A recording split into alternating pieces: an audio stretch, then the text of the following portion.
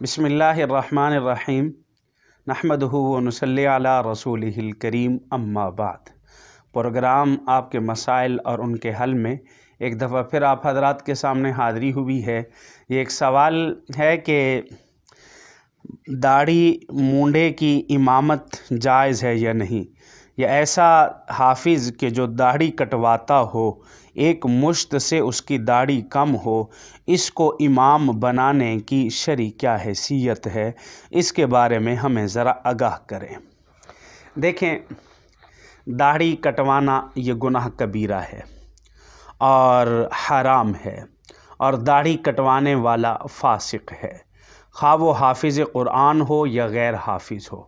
ये दाढ़ी कटवाने का हुक्म तमाम के लिए एक जैसा है।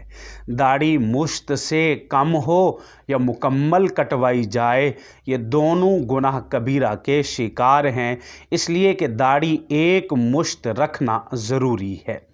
जब एक मुश्त दाढ़ी ज़रूरी है और उसका कटवाने वाला फासिक है, तो इसलिए ऐसा शख्स के जिसकी दाढ़ी नहीं है या वो दाढ़ी कटवाता है, तो ऐसे शख्स को अपने इख्तियार से इमाम बनाना ये मकरूह तहरीमी है।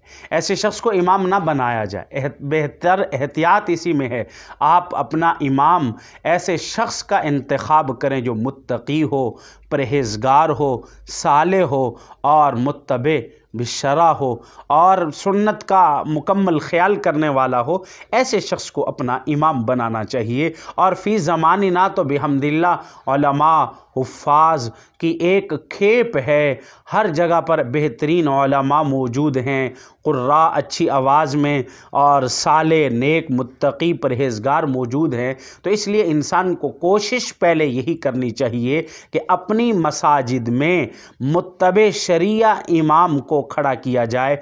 ऐसा इमाम के जो दाढ़ी कटवाता है या जिसकी बिल्कुल दाढ़ी नहीं है, उसको इमाम ना मुकर्रर किया जाए, ये ज़्यादा बेहतर है। अल्लाह रब्बुल इज़्ज़त हमें अमल करने की तौफ़ीक़ अता फ़रमाए।